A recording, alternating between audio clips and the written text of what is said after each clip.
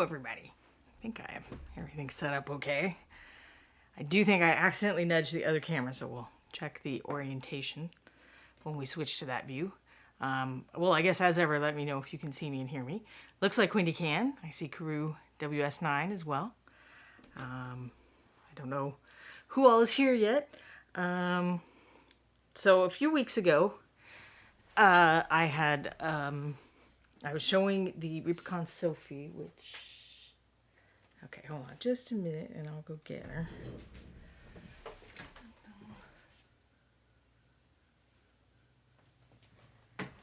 Didn't completely prepare. Oh, and this camera is definitely not on true. I like to keep that nice for you all because I know I have those lines down there. So this was the Reaper Sophie, which you can now go onto the, reapermini.com and buy yourself a copy of this in Bones USA. It's not exclusive to the con, I don't think. But I had some questions about how I took her from this base to this base. And I thought I would kind of show how I did that. I see now that I picked a different base to work on, but the principles are kind of the same. And this one is much bigger. This one is even more bigger. I guess I should have checked that a little more closely, but it's not going to matter. I also meant to have another base for a different reason. I say I'm better than I prepared, but the evidence is suggesting otherwise. Let me see. I thought I had some bases. Oh, well, I do cover up the lines sometimes, but for sculpting purposes, I may not be covering up the lines because there's going to be gunk that gets places, possibly. I swear I had a few little bases. Let's see. Yes, I think this will do.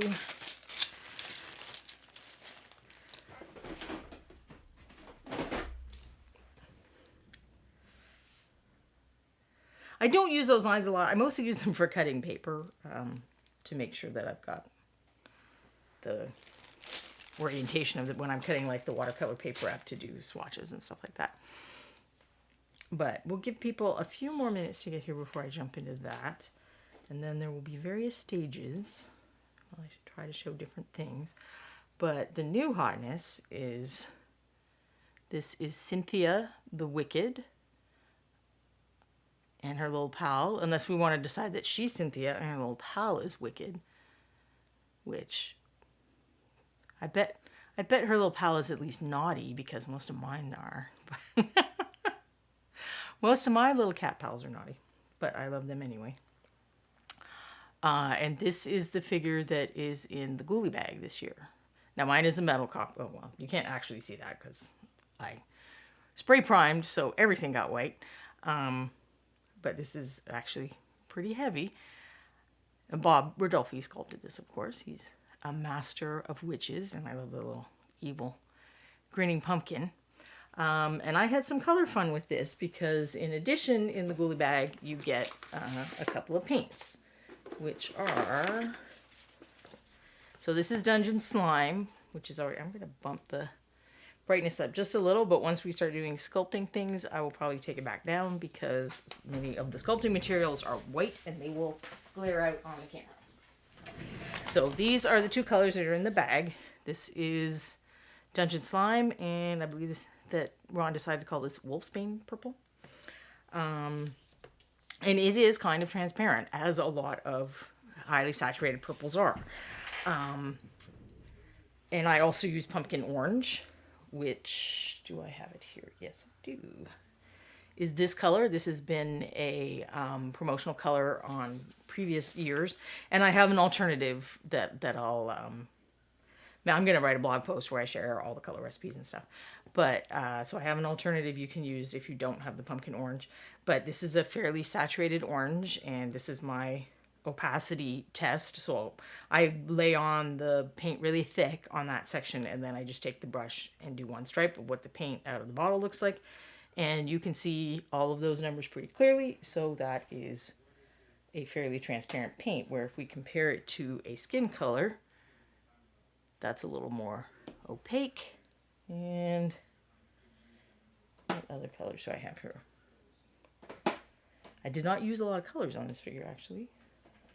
What does this skin color look like? Yeah, so there's a pretty much opaque. I would still do 2 coats of this paint probably, but you might need to do 3 or 4 or more of this. And I did did a few things on the miniature to kind of test ways of dealing with transparent paint, because if we go back to another previous episode where we talked about if you wanted to have just a small collection of paint, kind of the ideal is to have highly saturated colors, but many of those are going to be transparent, like the Reaper Clears. You know that a lot of your favorite bright reds or yellows, they're kind of transparent. Those are the best colors to mix other colors with, but how do you deal with that transparency thing? So one of the things I was exploring with Cynthia was ways to deal with that transparency thing. But here are some of the, so these are the skin color mixes. So I used the Dungeon Slime to mix up the highlights. I used the Wolfsbane Purple to mix up the shadows. This is one of the ways of dealing with the, wow, that's transparent. If you look at her skirt, now Ron and I decided to leave it this way. My original intention was to paint this so I could do all my layers and dry brushing or whatever you wanted to do to apply your highlights and shadows with paints that were a little more opaque. So these have white and black mixed into them as necessary for both the value and to make them a little more opaque. And then my plan was to glaze over that with the brighter purple. But we both liked how that turned out, and I like the effect that her hair is the more saturated purple. So her hair, the other way I did that is I painted her hair with, I think that one, to cover up, where I'd gotten black or whatever on it. And then I painted over with the Wolfsbane Purple, because if you have a color underneath that's kind of similar and that's more opaque, and then you layer over with your more transparent color, that's another way to handle it. And then I did the highlight and shade with mixes that were made with the Wolfsbane Purple. And kind of a similar thing for the pumpkin. So there was a mess of stuff all over there because I'm a messy painter. If you've been here before, you've seen that.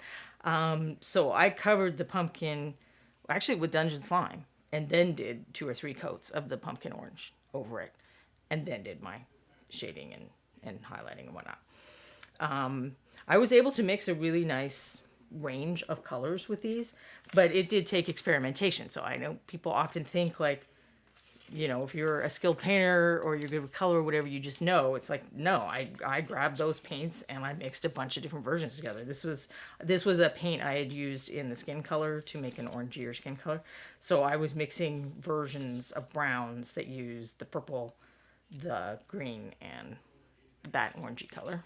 And I had some of the pumpkin orange too. I think that was the original Starting Square, and I don't think I used any of those exact ones. I did try to make swatches of the exact ones that I did use.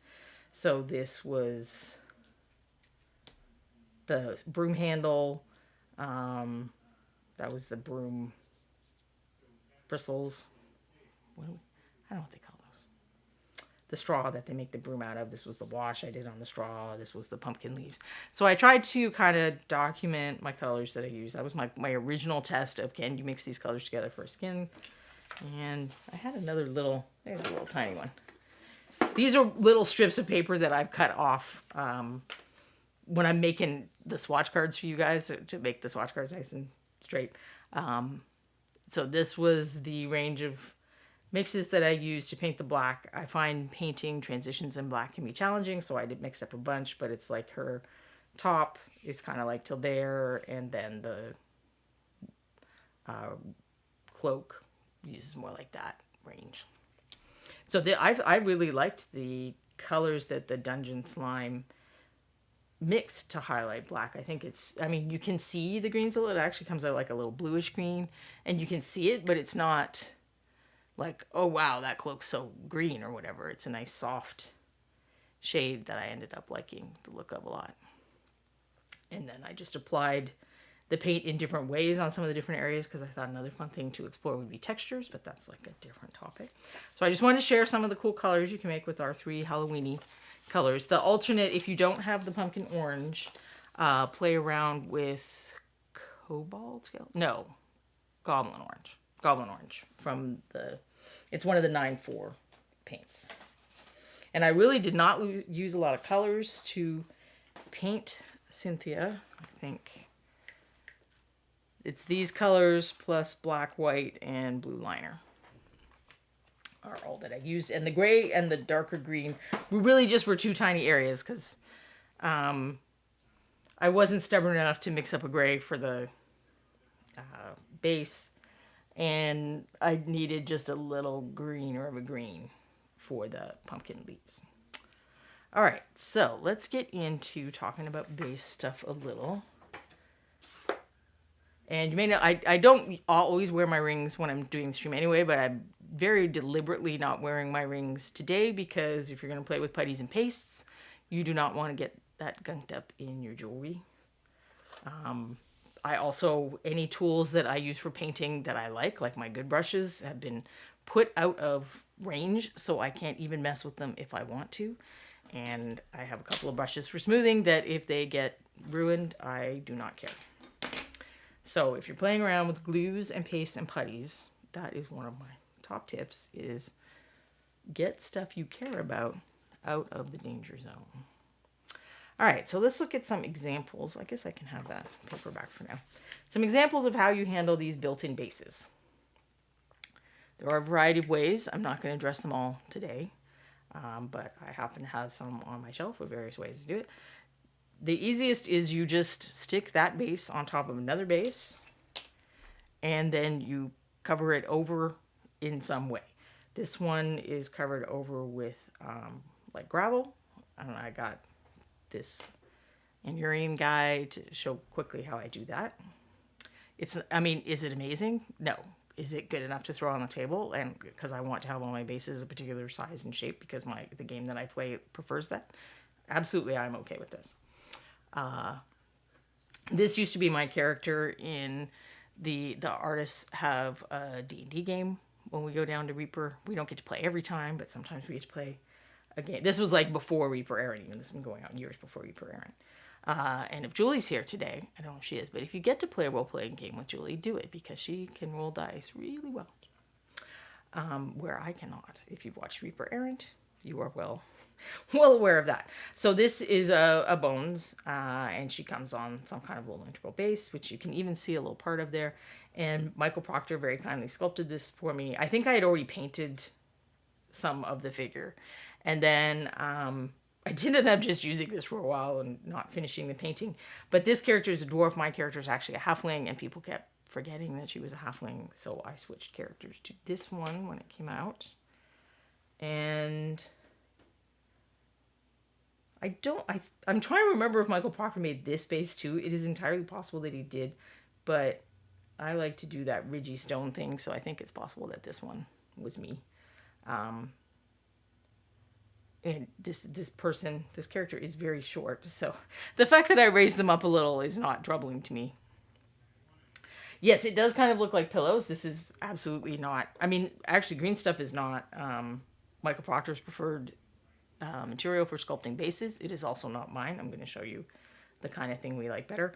But you can do a lot with paint. So this is one of the reasons, when you're sculpting and stuff looks bad, and it may be because you've got like 3 or 4 or 5 different kinds of materials on there, and they're all different colors, and they all look different ways, and you think that it looks crappy.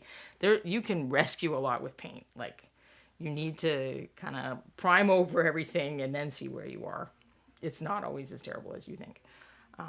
So this probably started out not looking much better than the pillows. And I did a lot of that with paint.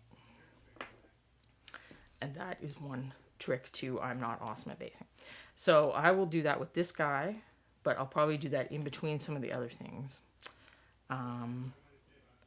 Now, this is a Bones USA figure. I have not tried to chop the base off of these, but my understanding is it's a little more brittle. It's a little more like a resin, and you can crack them off their legs. It may be better to saw them off. There's jeweler saws. I'm not going to get into that. That's a whole thing. You can do that on metal miniatures as well. But you can chop metal miniatures off with clippers and stuff. So I'm not really going to get into detaching. This is another one. If you look closely, let's take that. No, that's the wrong one. take the lighting down a little. You can see the outline of the base. I didn't do a perfect job on this one. That's something I could try to disguise with paint, or I could come back now that everything's dry and I see that I can see the base rim. I can just use more of these materials over it. I think those are all the ones I had where I just, if I can, you know, leave me. Jean gave me those dice because of all the natural 20s I was rolling with them. And are they still treating you well, Julie? I mean, those you were getting some good rolls. So when I can, and I don't have a lot of time, and I'm not like super fussed about what base the character's on, that is how I like to do it, is stick it on one of these, put some gunk around that disguises it, or if I have to, extend it with sculpting, which is what I did with Sophie, and call it a day. If you can get them off of their base, or they come on, you know, the slotta, so this is a slotta base, and then some miniatures will come sold where they just have that tab under their feet, and the intention is that you insert the feet in the tab. Those are much easier to get, cut those off. So this guy came on one of those, I'm pretty sure, and this is a base that I made with a base stamp, essentially. Which is, where did I put it? So this is no longer in production. There's another company called Basius that makes stuff like this, Basius. Theirs are made of resin, like they're a hard resin material, and they can break, so I didn't want to be having it over here messing around. This company was Happy Seppuku. They had to go out of business, and they did theirs out of rubber, which in some ways is nice. It was easier to pop things out of the mold, and you didn't have to worry about the breakage thing. This one was through their Kickstarter. I think that's why it's got like 4 different things on, but most of the things are just, you know, it's a section, and you've got that texture, and the Basius is a similar idea. They tend to have variations of stuff going on, so there might be like some places where the stone's a bit broken or whatever. But this is an example of one of the bases. And if you have a texture that you use over and over again and you figure out how to sculpt it, you can also make your own version of this. So you sculpt it in putty, and then you can use putty over that to make the reverse. Then you have your own base stamp, essentially. So this is an example of a base that I did with that. I think this is actually the same one. Oops, I'll put him off to the side so I don't. Someday I'll finish painting him. I only started that like 8 years ago or something. And this is the wood. So I would often make extras just so that then I would have them on other occasions when I was busy. But if you don't like to do that yourself, there are plenty of people who make pre-existing bases. This is some sci-fi ones I bought. And I do find, you know, faking the natural stuff isn't too terrible. Oh, somebody stole Julie's lucky D6s. Is that because they were their lucky D6s? Or because they were just super awesome? I no longer remember the name of the company who made this, and I bought it like 12 years ago, so chances are good that they're not in business anymore, but there are numerous companies who do that. Reaper's coming out with these, so they have to fulfill the Base Boss Kickstarter first, but then once they do, I'm sure that these will come to retail. So this is, I could not find one of the bases it's supposed to go in, but it comes with a matching base, and then you can use some of the materials that I'm talking about today to enhance or alter those. So these, there's somewhere, and do I know what number it is? Alas, I do not. But one of these streams I painted, you know, I goofed around with, actually more than one of these streams, I think. Hey, Melander. I was goofing around with these base toppers, and I used some of the materials that I'm going to show you now, and some other stuff like these are tiny little flowers that you can get for, they make them for nail polish designs actually, but so you can buy them on Amazon, and then, I don't know if you can tell they're a little more that they're flowers from the side. This is a stick. This is the gravel that I used, the same kind of gravel that I used on her base, I think. This is some of the paste that I'm going to show you. This is another one with gravel. So you can take those pre-made bases or stuff made with like those texture stamps or something like that and customize it further in some of the ways that I'm going to talk about today, more from scratch. So let's see. I did find some little bases because he's going to look pretty goofy floating on this big base. Honestly, Sophie might look a little goofy. I thought I was picking bases. I have all my bases organized in, oh, and now all I have is a messed up one. I have all these bases organized in, if you go to like the craft store, they'll have these plastic cases, and then within those are little plastic boxes that snap shut. I think they're 3x5 or something, and I believe they're meant to put photos in. So they're probably 4x6 now that I say that. So I think it's meant to be like a photo organization box. But I put all my bases in there, so I've got it like the pre-made one, those pre-made resin ones. I've got them organized by size, and then I've got all these things kind of organized by size and shape. In that. So the first thing I want to show you is dealing with this hole. So do you have to deal with this hole?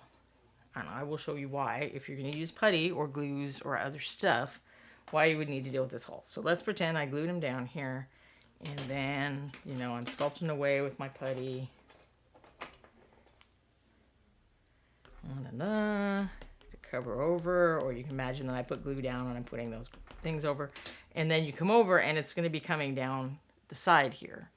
So it's going to be hard for you to make, you know, you might be sculpting and it's like, why does this keep making a depression or whatever? It's because half your putty's squeezing out the other side. And there is a very simple fix for this that I learned years ago that is very handy, and that is Scotch tape. This one also has a hole. I must have used this base previously for a figure that if you are going to completely detach something, or it's only got that slot foot, it's good to pin it. You use a paper clip or a small metal rod, and you put that in the figure's foot, and then you have a matching hole in your base, and it gives your glue more to stick to. So I don't want to leave it like this. I mean, not just because there's tape hanging over the edges, but also if I'm going to be gluing him down to there, and I'm going to be adding putty or gluing on other stuff, I want there to be base for that to stick to. So I want to minimize the amount of tape that is left there. And I'm going over the base, so I don't really care that I might be etching with my knife. I just want to get enough off that I'm leaving base behind. So I'm just going to come close to the sides and pull it up. Maybe with my tweezers.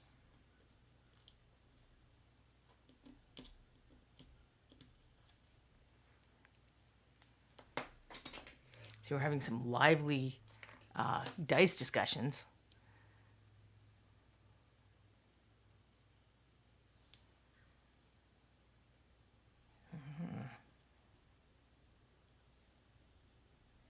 I don't think it matters which dice I use. I think I can suck with any dice. I mean, not all, like, I'm not one of these people who always rolls the worst possible roll. I occasionally do all right. And it's not like I always get ones, but there's a lot of 3s and 5s and 8s and stuff in my dice rolling, which is rarely what you want. All right, so now I have a flat surface, provided I'm not like really poking on or whatever. So let's stick this guy to it.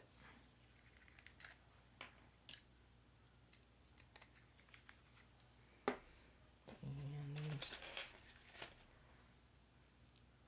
I'll spread that out a little more.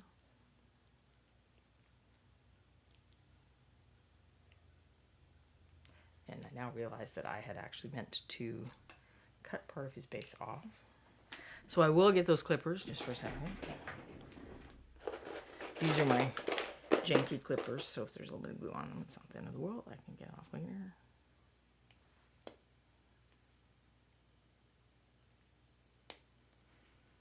And this is an old figure, so he's got the original, much beloved, much hated broccoli base. So I'm just going to cover that one up with the, let's take it sideways so we can a little better. I'm going to put him aside and give the glue time to dry. And that is one of the things that I'll be doing today that is not how you should do it, is a lot of times you got to do this stuff in stages, which I did not realize when I first started working with putties and whatnot. Is you got to sometimes let stuff dry. So when I worked on Sophie, it's like I did the putty stuff, I let it cure, then I did the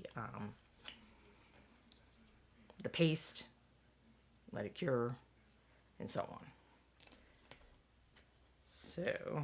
So I'm testing Sophie out on the base, and even on this one that doesn't have the line, she's kind of rocking there.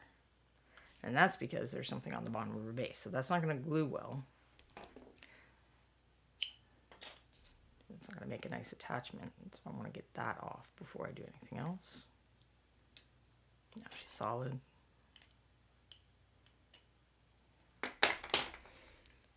And I will also just use the super glue with her. So yeah, this base is bigger than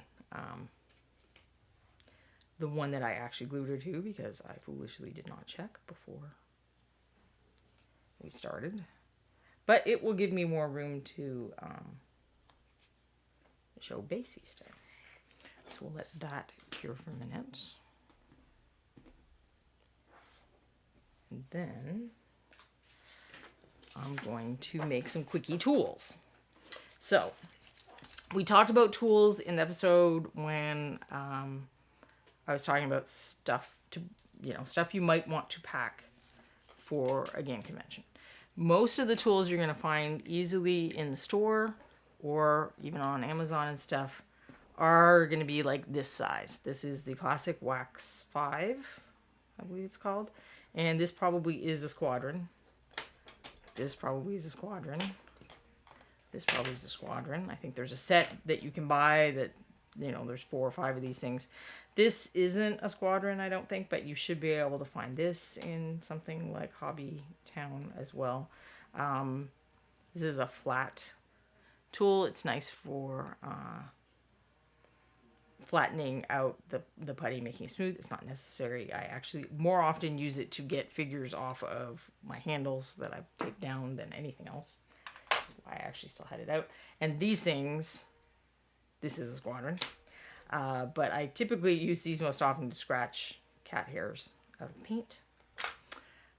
Because a pin typically isn't sharp enough. You shouldn't have any trouble finding one of these, but I'll show you how to do a cheap version of that too. I do have one smaller Wax 5 that I don't know where I got it. Might have been. Sometimes you'll take a sculpting course and there'll be like an extra fee, but they give you tools. So you can see that that's smaller. Again, and each of these is a 1/2 inch, if that is helpful. But these are the tools I have that sculptors made for me. And you can see that there is kind of a considerable scale difference. So these are my 2 favorite tools to use for most purposes. And it is hard to find tools this size online. I have a small set that's a similar size, doesn't have all the same shapes, but it's similar size that this fellow made. I don't think he's on Etsy anymore, but if you search for that word, you may find him. Whether he's selling tools, whether he does it all the time, I don't know. If you go to a site called Bees Putty, so BeesPutty.com. Bees Putty is an epoxy putty. Actually, I think it's a polymer clay, now that I'm saying that. But he also makes custom tools. Actually, let's bring those back just once more. And I think he does them where you can just buy individual tools as well as sets. And then Rio Grande, so Rio Grande with an E.com is a jeweler supply place. And they have a nice set. Their set is over $100. Stefan's, that's the Beast Putty guy. One of his, at least I think that's his name.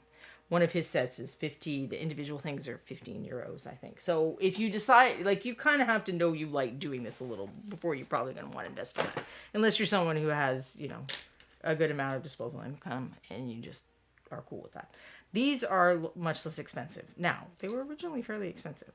But you can get sets of these on Amazon. You do want to look for like the smallest size. if you get the bigger size, if you do a lot of terrain or like bigger bases or stuff like that. But for starting out purposes, I would get the smaller size. The useful ones are the cone, and this is like a wedge. Use that one a lot. I do use this one a little bit. What are the other shapes I have? I think you used to have to get them as a set. And then I think that one I've used like a little. It's like the cone, but then someone cut it flat. And then this one, I just have not really figured out anything I want to do with that, but it was in the set.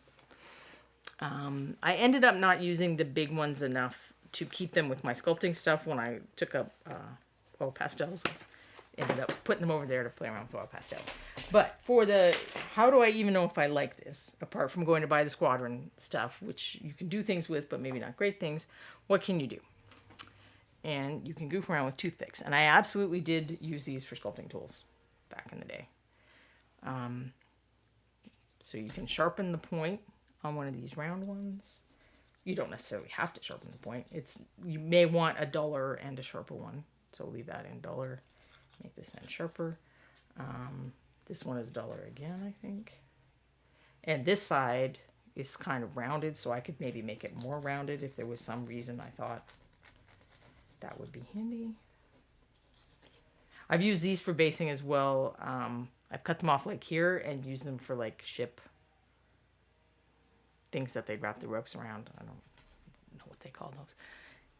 You people who actually know what things are called must enjoy the show where I don't know the names of any medieval armor parts or clothing or ship parts or anything else that you'd think people in our hobby should maybe know. So I would have to experiment with that a little, but I don't think I'm going to use that round one, so I'm not going to spend too much time on that. To get something like this little, so I like this one. It is slightly rounded, which is nice. I'm not going to be able to do that with this, but I can get it, if I took the time and maybe I had a slightly heavier grit sandpaper, you can get that. You can get a pretty fine edge on that.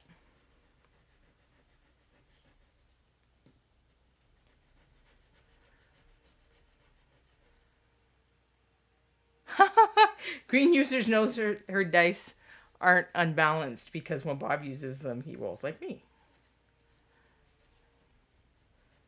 I guess Bob and I could rent ourselves out to test if people's dice are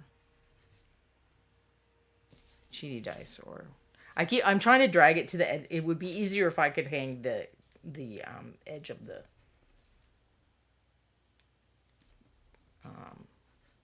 toothpick off the side of my table, but then I will not be in camera view.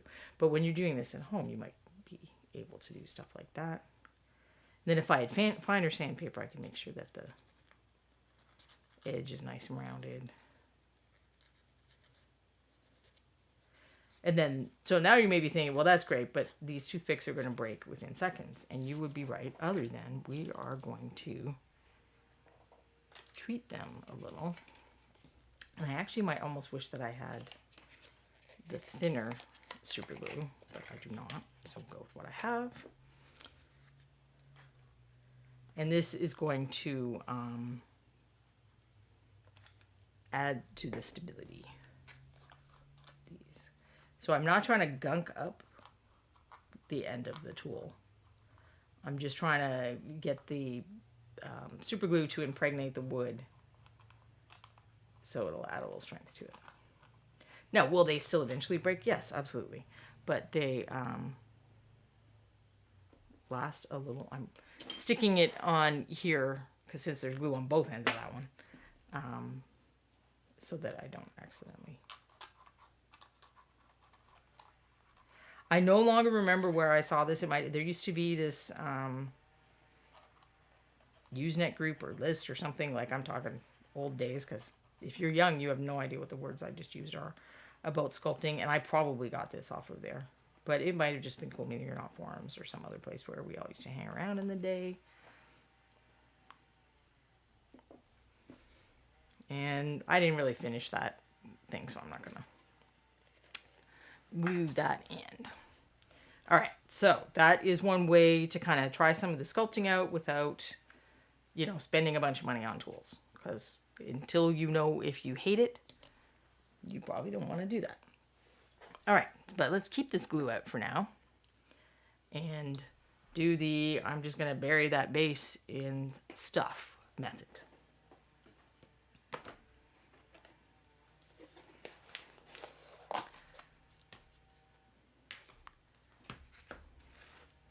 Curse 13. I've had the same set of metal tools from Gale Force 9 for the last, 15 years. Yeah, once you buy any of those tools, those tools that I've had one of these rubber tip tools crack.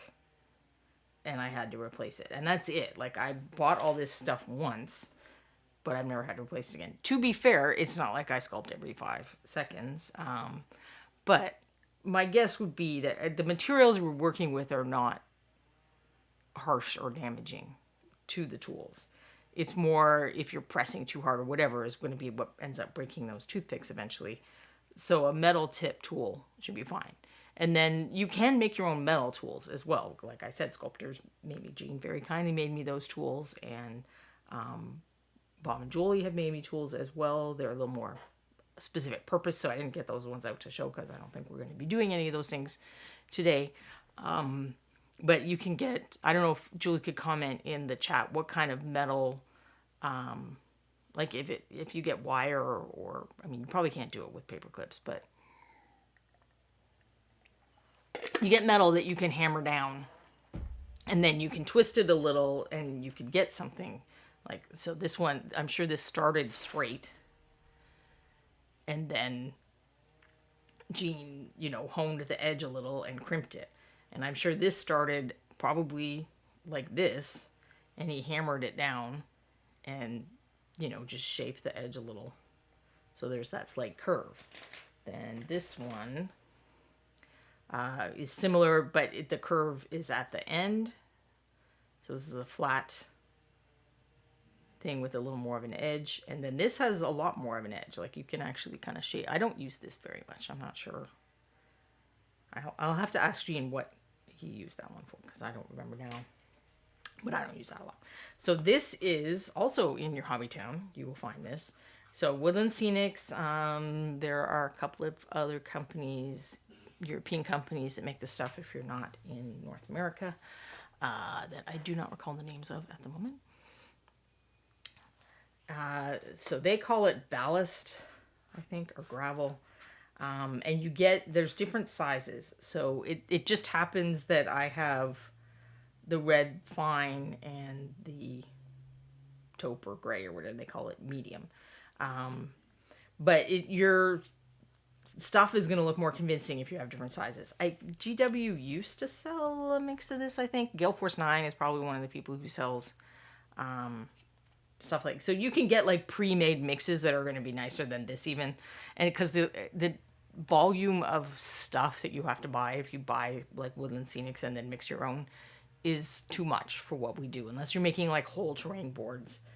The stuff I bought from Woodland Scenics when I first started painting 18 years ago, I will have until I die, and then whoever inherits it will, if they're just doing individual minis, they will probably have it until they die.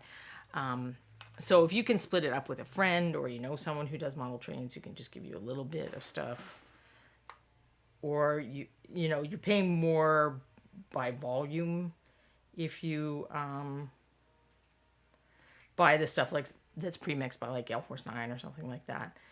But you will maybe get a better variety of texture. This is not the greatest.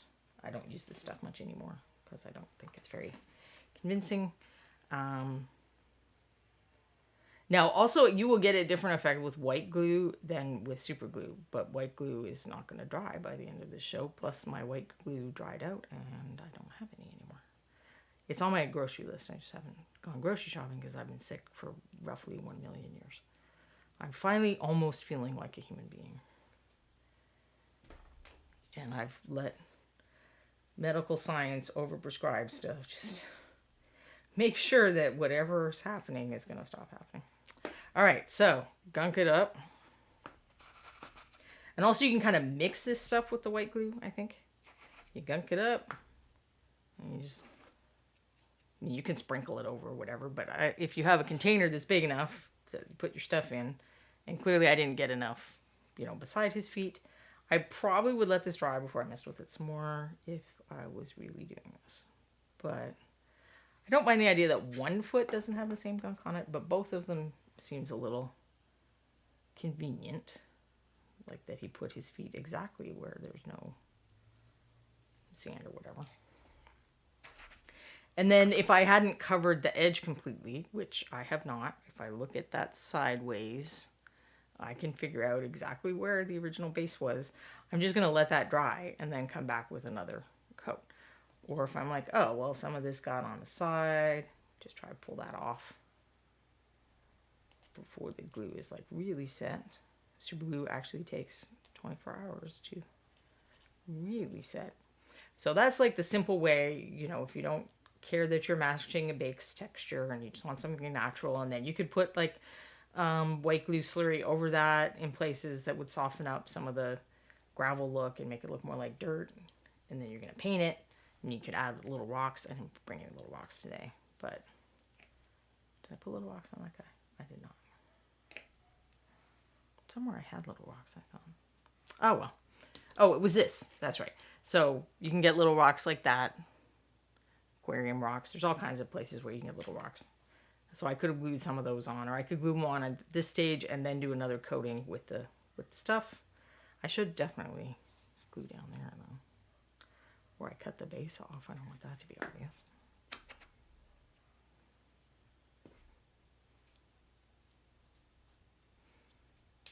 And then even once it's all ready to go and I want to, prime it, I would recommend priming this stuff, especially if it's near the edge, and then paint it. And you do want to paint it, even if I had rocks that were the color of rocks that I wanted to put in this scene, it's not going to look right. If it's just for a game and you don't care, rock on. But if you're bringing stuff to like the MSP Open or whatever, we expect basing materials to be painted so that they look in scale with the figure, and it's also another way to show us what you can do with paint. I would add marshmallow, says Trash.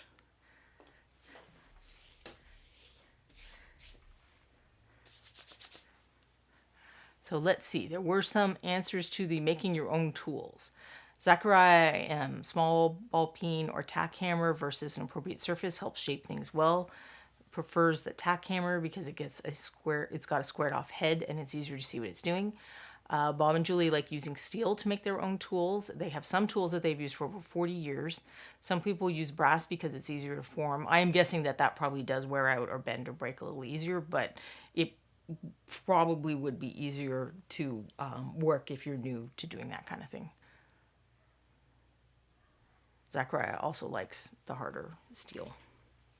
But certainly it might be easier to practice, you start practicing on brass, and then once you kind of get a feel for what you're doing or the shapes that you like, because you also need to know the shapes you like. Because you'll ask one sculptor and they're like, well, I do everything with this. It's kind of like, some people do everything with a size 1 Da Vinci paintbrush.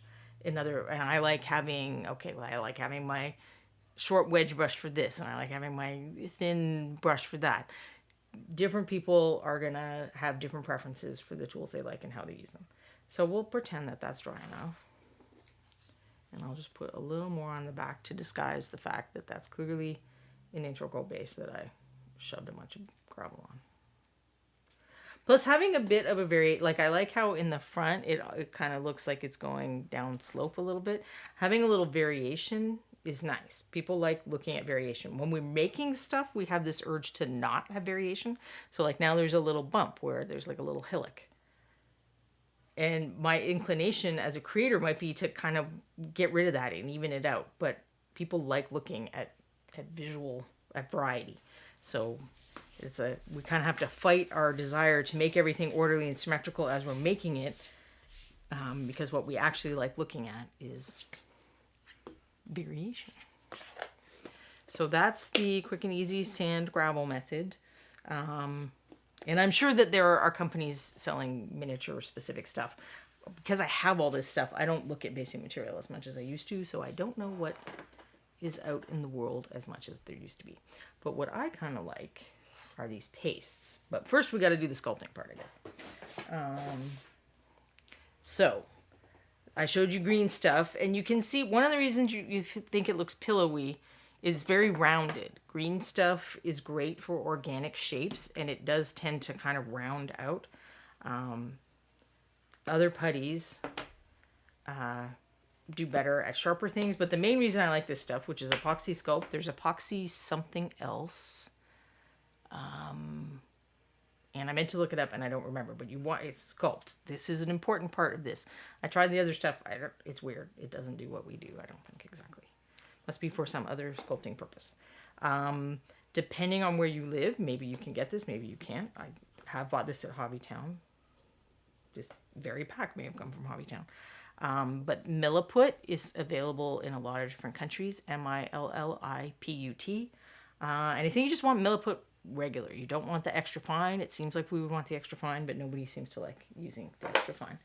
And I find Milliput's a little smelly, and this is not, like, just a little. I'm not saying that, you know, it's gonna make your house reek or whatever. I don't like Milliput as much. I know a lot of people, like Aaron Lovejoy prefers Milliput. Michael Proctor prefers Milliput. But they gave me some of this stuff free at Gen Con once, and once I tried it, I was like, nope, this is what I like. But the thing that those materials have in common, both Milliput and the epoxy sculpt, there's something called Magic Sculpt that's kind of similar, as they aren't sticky. So if I did this same thing with green stuff, it would literally be like chewing gum. And this is going to be a little sticky, but it's not going to be like super sticky. Sometimes you need the sticky. The sticky is what makes things attach to other things, like your armature. But for bases, you don't need the sticky. And then it's not going to stick to the tools as much either, which is nice. So it's less frustrating to work with, in my experience. But also it cures hard. So even if you didn't sculpt a sharp edge, if you want one, you can shave it down, you can sand it down. You can etch lines in it if you were trying to make bricks or something and you didn't like how you didn't get the lines deep enough. You can etch that in. I mean, you can do some of that stuff with green stuff, but it's harder because it's a little rubbery even when it's cured. And stuff is going to be hard when it's cured. You can see that the parts were like dark gray and white. So it's not quite as obvious to see that it's fully mixed as green stuff, but basically, if it's uniform, then it should be mixed. So Zachariah M says, extra fine Milliput turns to goo with water and is only good for gap filling at that point. People do make a Milliput slurry to smooth things out. I think using acrylic medium in sealers is a lot easier for the functions that people were doing that. Because then you have to sand the Milliput and you don't have to sand the other stuff. This stuff and Milliput are, Milliput regular, are a little bit water soluble, which is a feature, not a bug. With green stuff, it's really easy to not get the join smooth. So then you can tell, okay, here's where the base was and here's where I put my putty. This stuff, it's the stuff itself isn't sticky, but if you're mixing from scratch, you will get kind of a sticky. I'm pretty sure I cut myself somewhere and didn't notice. Or maybe that was from the last time I cut myself and didn't notice, and it was in the gloves. I don't know. Do this with parental supervision or some kind of adult in the room, unlike me. Is this safe for dentures? I would assume not. I would also assume that it's not safe for aquariums or anything like that unless the product specifically says that it is. Oh, look, I did cut myself. I'm very talented. Usually I poke myself, so that's kind of novel. All right. So if green stuff at this stage, I would have to put water on my fingers or it would be sticking to my fingers really aggressively. And I will probably have to put on... Then you want to check for the cat hairs. Or people hairs. You can get people hairs in your putty as well. Now this stuff is going to stay workable I mean, it's not going to fully cure for about 4 hours, depending on how hot it is where you live and other factors. But it is going to not be workable at all after about 2 hours, I think. All right, I have one of these. And then with green stuff in particular, at different stages, it's going to be better or easier or harder to do different things. But I am not wise enough in the ways of putty to know all that stuff. It's easiest to smooth a little later on, but I want to get the bulk of this done before a certain point. So let's see. I believe that my super glue tools, and I might actually, since these are not super expensive, I don't think it's cheating to use these, at least for right now, and I will not consider it cheating to use the wax nine. Basically, I just want to get this placed approximately where I want it fairly quickly. Now that we're not totally messy, I'm going to get this back because I know the camera sometimes loves the lines more than the whatever we're actually trying to look at.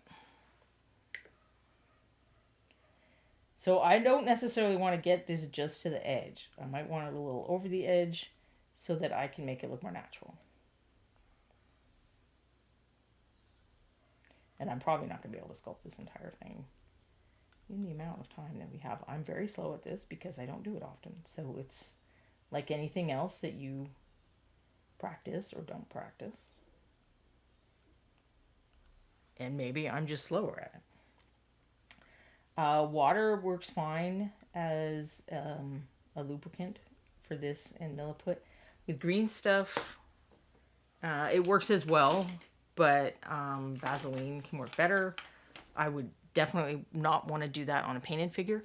So the Sophie that I did this on, I had fully painted her before, well, I hadn't put the wings on, but I fully painted her before I decided I want to do this base.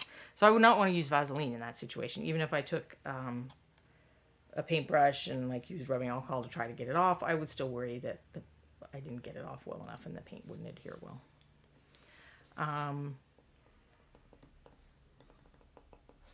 So I would mainly use water, which is another reason that I like these materials. And honestly, we use spit a lot.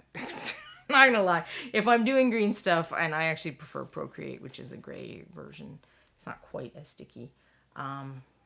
I use spit to, those little tiny tools. I'm just doing that. I'm not recommending it. I don't like my paintbrush. Or you can lick your hand and then put the tool on there if you're worried about it, which I will do as well. But if you're just doing water, which you can get as an old blister pack with a piece of foam in it, and this was from the awesome pokey tool for this year's ReaperCon. They protected him in there. Because you don't necessarily want to have it dripping wet because, as Zachariah was saying, you will break down this stuff. With green stuff you won't, but it'll get super slick, and you might have to wait until the water. I put too much water in there. You might have to wait until some of the water evaporates before it's going to do what you want. So if you have this, you just have a wet sponge, and you just touch your tool to it. Then okay, my sponge is still too wet. Because you want a damp sponge, not a wet sponge. Then you're just going to moisten the end of your tool and not have a crazy amount of water that's going to change things. So you can see that maybe even it's still too much water. But so I got too much on there. So I just take it off.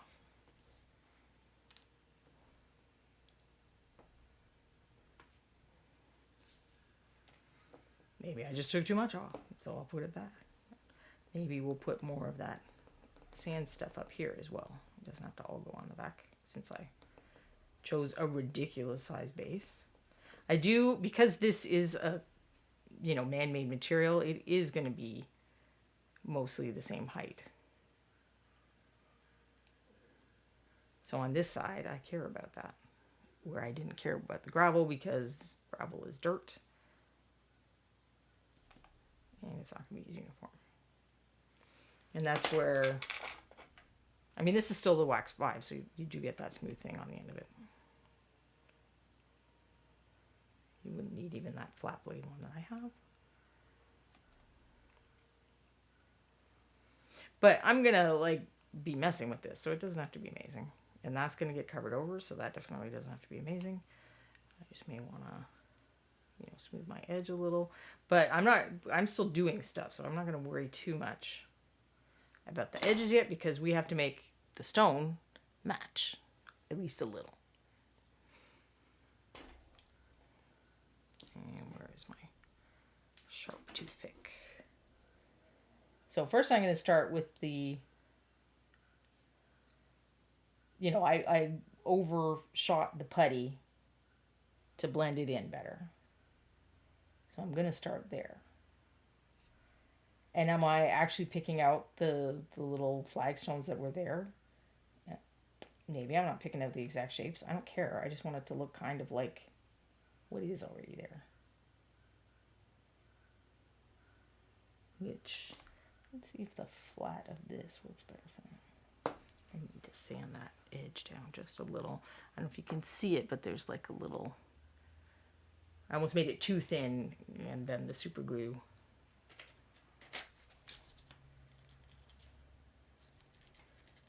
solidified that kind of little shreds that were hanging off.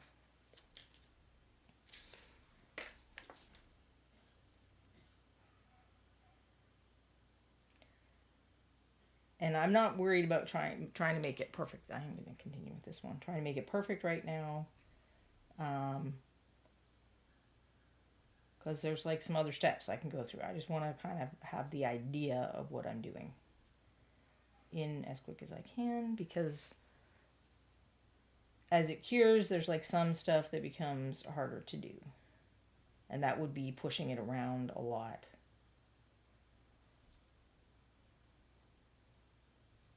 But smoothing it out, adding a little bit of surface texture, those are things you can do even when it's a bit harder to shape more precisely. So then I just kind of want to make brick shapes. And Bobby was pretty random. There's an overall direction, which I've already lost. To the shapes. And I have had times where I didn't worry about that before too, so it's nice to maintain that direction. But you know, who contracted to build this dungeon? Was it a bunch of kobolds? The building probably wasn't that great. Hopefully I'm staying in view at least a little. Now, I am not getting as clean of marks as with this toothpick as I was getting with my other tools when I was doing this for real. But we have some other steps still, so I'm not going to sweat it too much.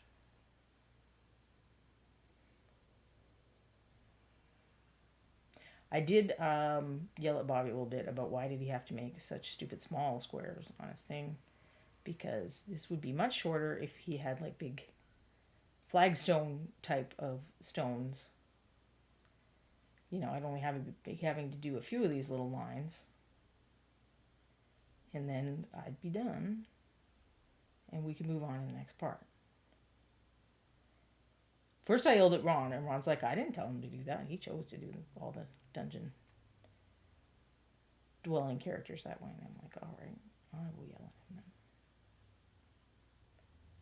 Bobby's used to me yelling at him about stuff like that. He will tell you for the rest of my life how I criticized his hair one time. I mean, his figure's hair, not his personal hair. I don't think Bobby's overblessed with personal hair.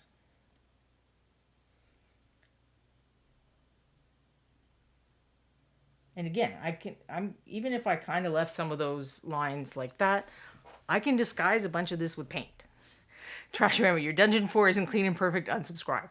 Well, you know how it is when you get those kobolds. So this is, I can clean it up a little with this, but I'm actually not going to do that yet, because right now this is very flat, and if we look, I don't know if you can see it in the video, this Bobby sculpted this as stone, so there's like little cracks and uneven texture and stuff like that. And my putty, it doesn't have that because the putty is a fairly smooth substance, and I smoothed it out with this end of the tool.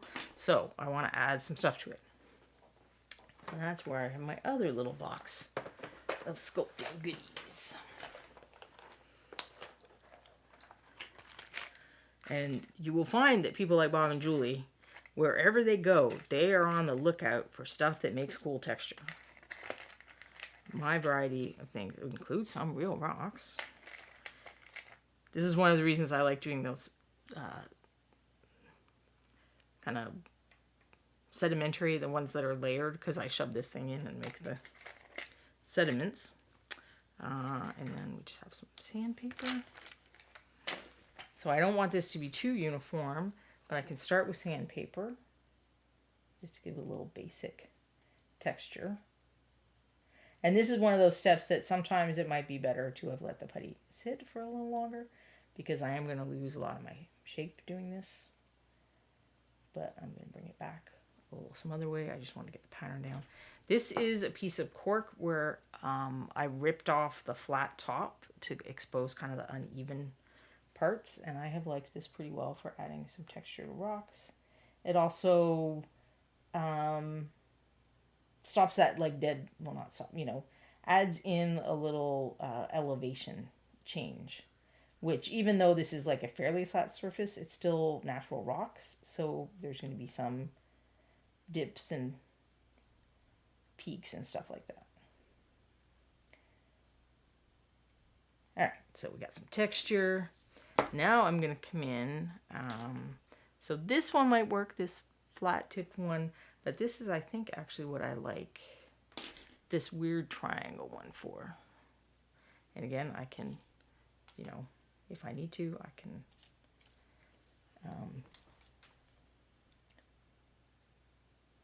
lubricate the tool with my sponge thing, and I can come in here and clean up my lines.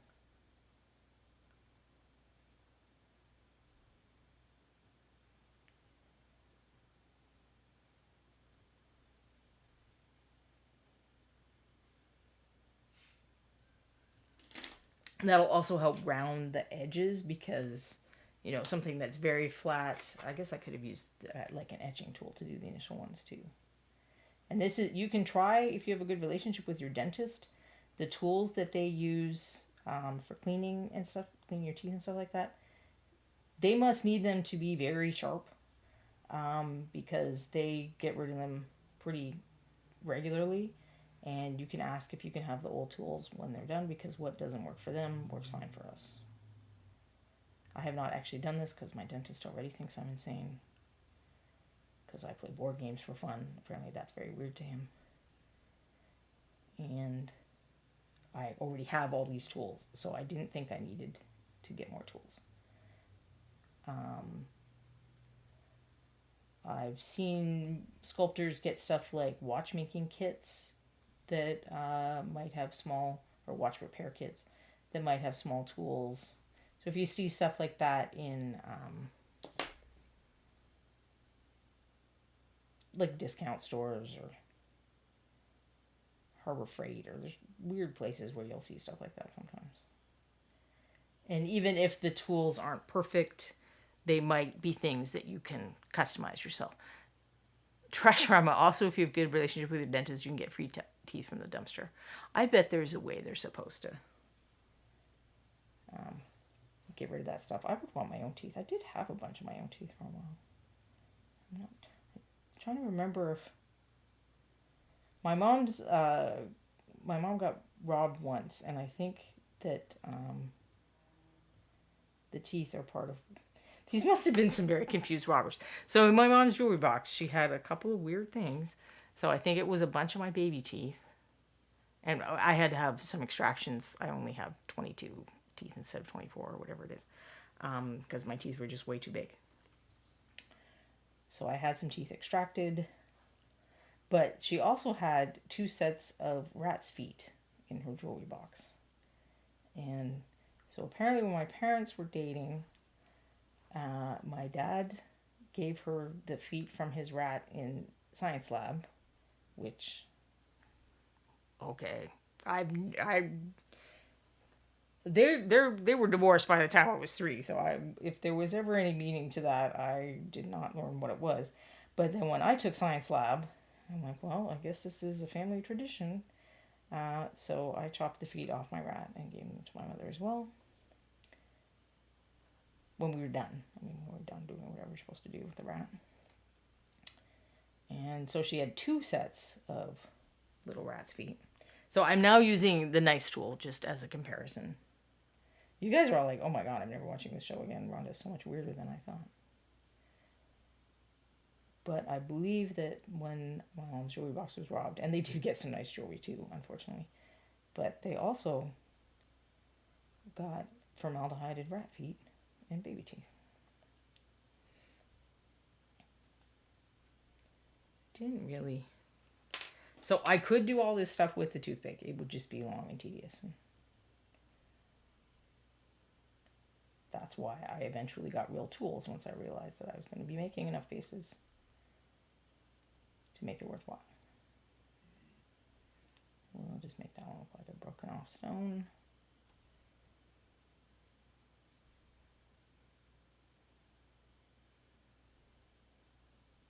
I didn't really make a stone there. And how much effort you would want to give to this project would depend on the purpose of the miniature. Since I wanted to put the miniature in the MSP Open, I did take a little effort doing this.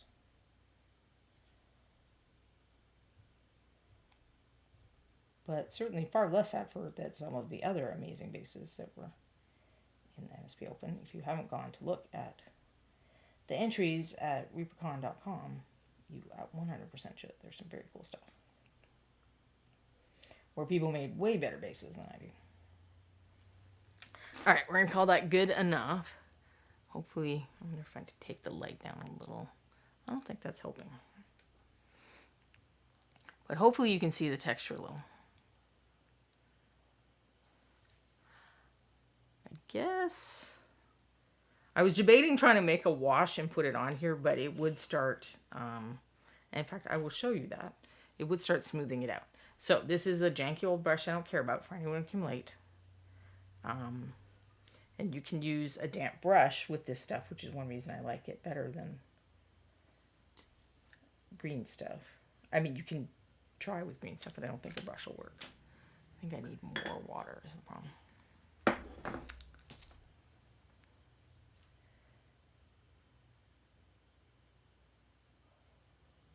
But this and milliput, you can get a nice,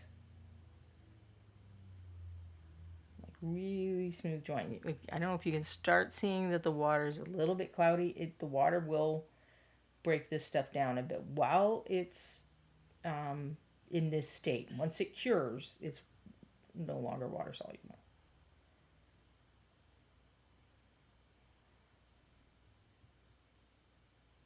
So this is also nice for gap filling. If I was working on something like a bones that was going to flex a lot, I might prefer to use green stuff because it does have a little more flex to it. And this stuff is really hard once it's dry. So if I got those bases back, I'm going to have those. These were made with that epoxy sculpt, and it's, I mean, there's no give. I could scratch into it, and it would be scratching. You can see a bit of the materials coming up. And where's my sandpaper? I can sand it. You can see that some of the material is coming up. So now let's get this green stuff base. It's harder to etch it cleanly. Like it's coming up, but it's looking a little shredded there. And I don't think it sands at all, but let's... Alright, it sands a little. But mostly I'm just making it look bad. Where I'm going to make the epoxy sculpt look better, probably, if I do stuff like that. If I have little bits of leftover, I tend to keep it off to the side. It allows me to test the consistency of my actual project without touching my project. So I can just put this off to the side, and then if I'm like, oh, is this Is this cured enough that I can do stuff, or is it still making marks?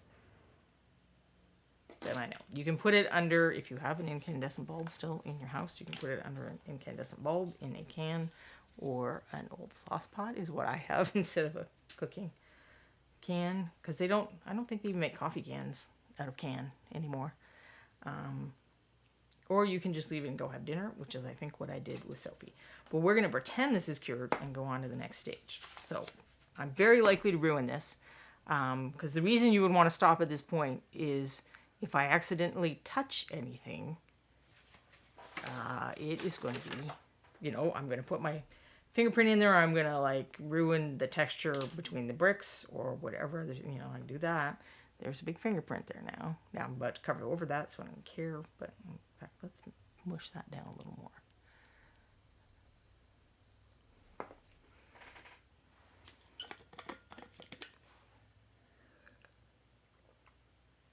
Well, let's move on to the pastes, which are another option you can use, like that sand as well. So you could, I could have put his base in and then cover it over with these pastes. But so for this one, I did a half and half. So that's why I'm going to show a half and half. I'm going to zoom out a little for this. So I believe that none of the containers I have look like or are the exact products that are available from the people at this time, but there are people who make these things. So these, Golden still makes these products. These are just sample containers that I got because I went to a demo at my art store. So you would get something that was more like this or even bigger from Golden. I think 8 ounce is their smallest one. This is 6.7 fluid ounces. So I have coarse molding paste and coarse pumice gel. Molding paste is kind of like thick tube gel paints, you know, like thick acrylic paints without color. I mean, well, it has white. But when they say coarse, they just mean that it's not a super smooth surface. So this isn't really going to make a dirt type texture. I mean, it's a little, there's very fine sand in there. I would get the regular or the smooth, I think they just call it molding paste or modeling paste is, I believe, what Liquitex calls theirs. And any big acrylic company, like I think Amsterdam is probably one that's available in Europe. I think they must have products like this too. They may not have quite the range. Golden has like a really wide range of these things, but they should have kind of the basic stuff. So molding or modeling paste is a basic one. Whether they have variations of texture is a different question. So this one would probably work for if I wanted a really fine sand type of look or just general dirt. That is there a texture. So this is Viejo, but they have changed all their products a lot since I bought these. So they still sell stuff like this, whether they have these exact ones, I don't know. These are kind of like acrylic paint, you know, thick acrylic gel paint, but with texture added. So this has ground up pumice would be my guess. It's handy if you, this is a, like a painting knife. You don't have to have something like this. So you can do this with an old paintbrush or even the end of an old paintbrush. Hello, Jamie Daggers and Raiders of 14. I'm talking about some base sculpting today. So I finished this part, kind of extending out the stone texture that came on her base with 2-part epoxy putty. I used epoxy sculpt in this case. And I'm kind of recreating the base I did on this figure, where I had it as if, you know, there were natural areas of the dungeon that were kind of overtaking the constructed parts. So I'm working on making the natural textures now. So that one was the white pumice.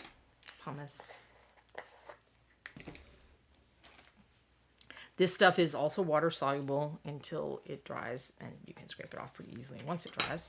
But that means that we're going to be able to rinse it out of things and manipulate it. And in fact, I've had these so long that they had started drying out, and I just used this knife to mix additional water in. So the sandy paste is a finer texture. I'm going to get a little more of that. You don't have to do a variety of these. I just figured since I had a variety, I would go ahead and put them in. I did a variety on this wolf. So there's like the really coarse one that I'm about to show you, and then I think that is the modeling paste, and this one that's just like a little bit textured is one of the other ones. And again, so these ones are from Viejo. There are people who make miniature specific products that make these, but you can also get them from the art store. The craft stores that carry, you know, Golden and Liquitex in the US at least may have some of those, but they may not. And if you have a good craft store, they may even have like a sample chart where, and I think Golden makes these for them, where they've got some of the materials that someone has put out onto like some paper or board and maybe even covered with paint so that you can see what it looks like. So the problem I'm having here is that this doesn't seem to want to close, and that's probably because the material has gunked it up. But if you don't keep these closed, then they will dry out. As I said, you can add water. I mean, it's going to be hard for me to add water to these, but they also aren't going to dry out as much. This is, I would not work with them, and that's partly how they dried out, because I did for a while. If you just work with them straight out of here, then all of the product is getting exposed to air. So that's why I put them out here, even though it is making them dry faster. And then you can just use whatever tool you want to clump it on here. It's a little bit like dealing with frosting, like frosting a cake. So you can see that it makes these peaks really easily, some of these things. But we're going to be able to smooth that out with a brush and you know, a damp brush. Oh, I need my gray paper back, I think. It's not wanting to focus.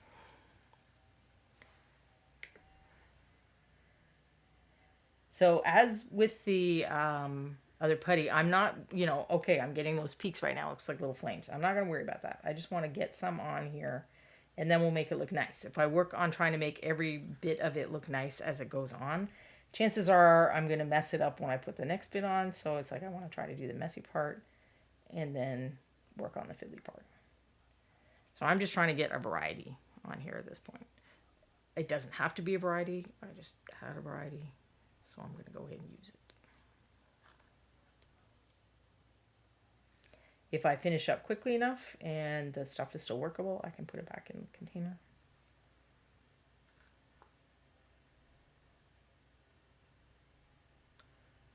But this I am going to have to work a little faster than with the putty, because it is going to, this air dries, and it's, you know, the base is kind of like acrylic paint. It's going to air dry fairly quickly.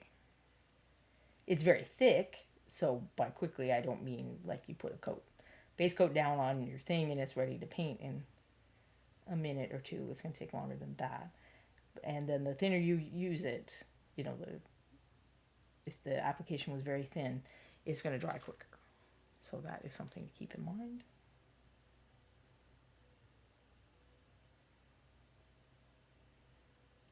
Okay, I will go ahead and do this on purpose, get some on her, and then we'll talk about how you deal with that.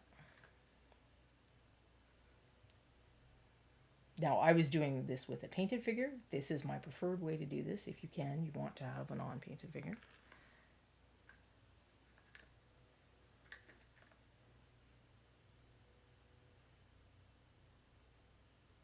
And I had that little bit where it was like the brick didn't quite get up to the edge. But, you know, I'm not really making a super fancy base here, so I'm going to calm down. I'm going to bring my water closer, because we're going to be doing more water smoothing on this than I had to do on the putty.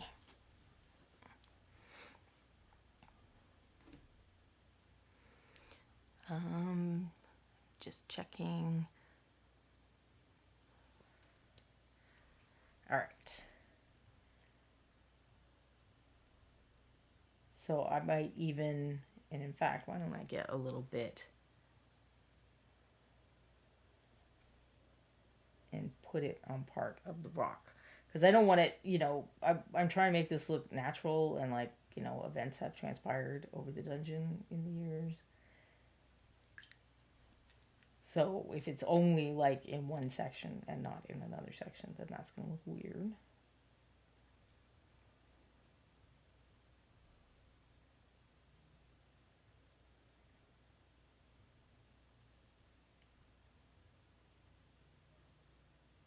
Although, for those who came a little later, my putty isn't cured. If I was working on this as a real project, or in an ideal circumstance, I would want that putty to cure before I started doing this part, because it would be really easy for me to unintentionally damage where I sculpted the stones and stuff.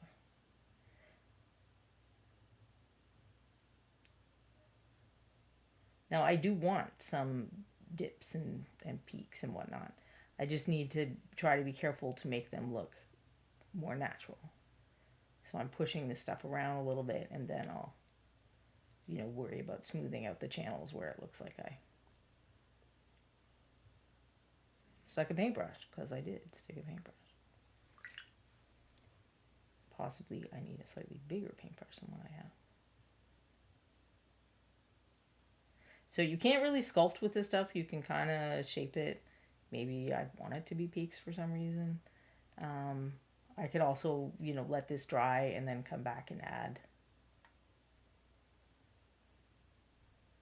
another clump if I wanted to build it up higher and I wasn't having much success pushing it around. But one thing I did on the Sophie that I forgot about, I remembered when I was prepping, so I have the stuff here, but I forgot about what I was doing. This part is I had put some roots in there. So, what is that part like? So I've got some sticks and some roots. And I cannot remember now if, I think these ones might have been from Michael Proctor, and I haven't found mine. But I get a lot of saplings in my yard. If you pull up a sapling, and, let the root bundle dry, you get stuff like this. I have been wondering if preserving it with glycerin would work. I did that recently with, where did that go? With some rosemary? I think it's rosemary. It's still very fragrant. So we get HelloFresh, and they sent like an absurd amount of rosemary, and I'd heard this stuff about how you can preserve plants with glycerin for use on bases. And it's still a little flexible, where this stuff, well, it's a little flexible, but it's more likely to crack, I think, than this. Plus I have these, so I thought, well, why don't we use some of these leaves as well. Probably should have broken that up a little more before I put it on there. So sometimes your answer to what looks like leaves is leaves. I don't know if the stick part looks as interesting as I hope. Maybe we'll do like this is coming up from some kind of swampy areas. What I kind of wanted to suggest on the original Sophie.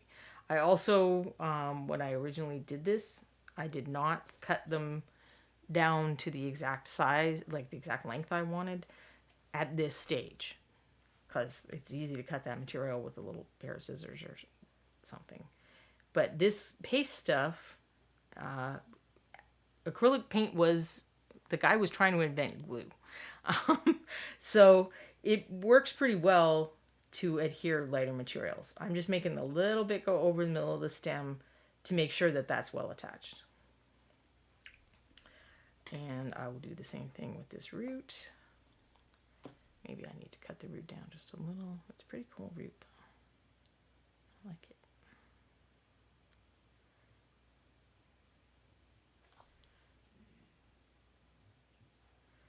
So I want to make sure that that's partly submerged.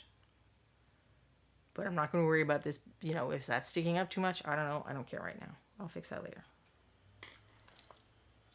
Let's add another bit of root.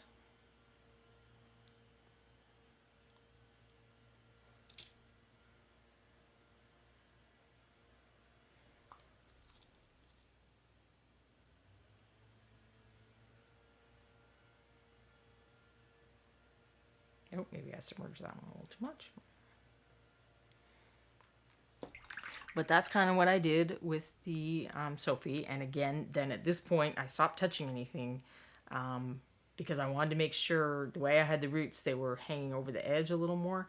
And I wanted to make sure that they were stuck in the stuff well enough before I did anything else. And then the final part that I did was add more leaves. So I added a bit of leaves with that rosemary, which is just very fragrant. I'm going to close this container back up. I'm kind of surprised that preserved it maintained that much flavor. I mean, I made her base so big I could probably add a whole stick.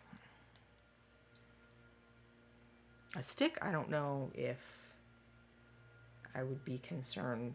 Well, no, I got that pushed in enough that I think it would work. But you could also wait and do that part with glue. The nice thing about doing it in this stage is, you know, if a stick had fallen and there was dirt and stuff, I mean, you know, a tree branch or a trunk, it wouldn't look like it was right on top of the surface. It would be sunken in a little. And that's the problem if you do cut the feet off of something and you want to stick them on one of these pre-made bases. Sometimes you need to put a little putty or something under there so that it looks like there's weight on the leg and it looks natural. All right, so I didn't do this quick enough probably, but if you get to it quicker, here, I'll get some fresh stuff.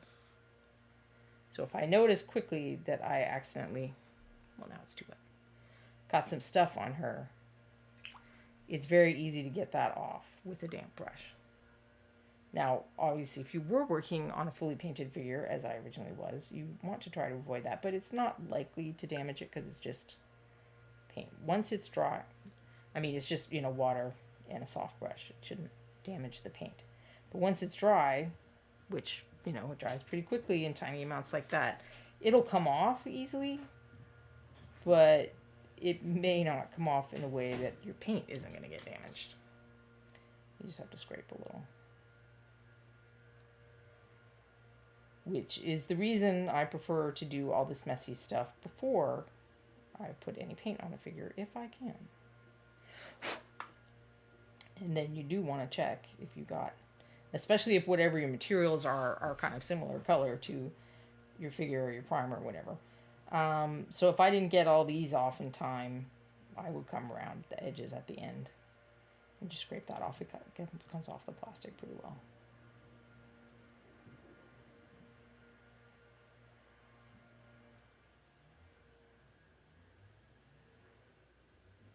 This is not going to dry quickly enough to paint in this scenario, but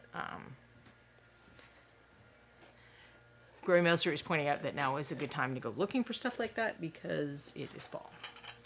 But let's talk about some other leaf alternatives. Oh, and well, I can look at this stuff. So some of these are probably in nice enough condition that I could be frugal and put them back in their thing. I don't want to mix up the different textures in case there are applications where I really only want to use one.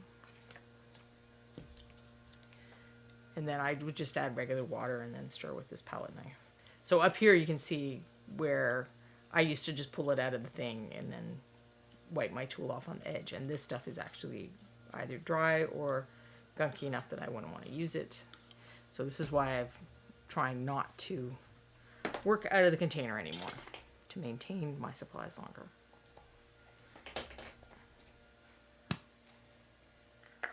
So if you go to Golden's website, which I think is goldenpaints.com, and you look at their gels and pastes section, they should have a pretty good explanation of the different products. And hopefully if you're living somewhere where you have other acrylic paint companies, hopefully they have a similar resource where you can learn about stuff. So I could also have done the base that I did originally. Where did he go? I could have done this that same way with these pastes. And in fact, let's go ahead. Variety is good. So I have these paste left over. Why don't I just add a little bit here, and it will help add some different aspects to the texture that's on his base.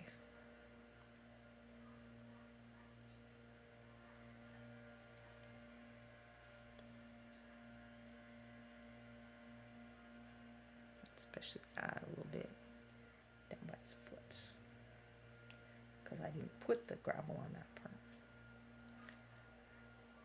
Maybe it looked too even, so we'll add a little clumpy bit. I mean, if you're simulating natural materials, that's really the easiest. It's when you're trying to match stones, or I mean, sci-fi stuff and modern era is particularly difficult because factory mass-produced things can be much more uniform than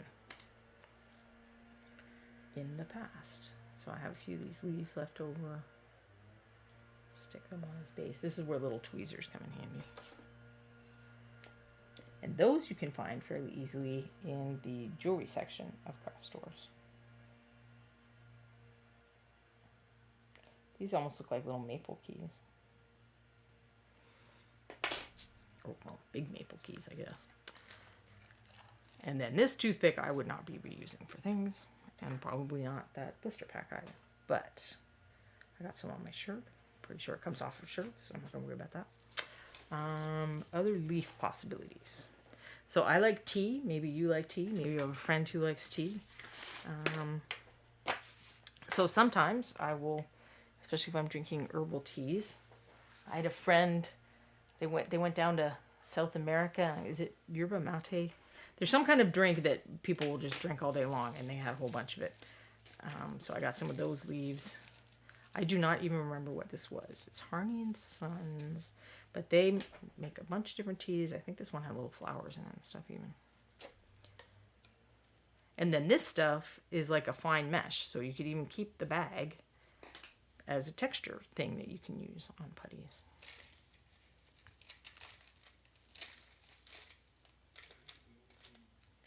These may even be too big.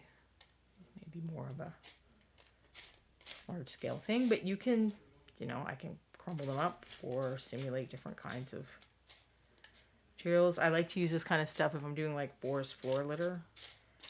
So if I crunch this up, especially if I was going to prime it later, because then I'm just adding texture. Buy 2 bags of this.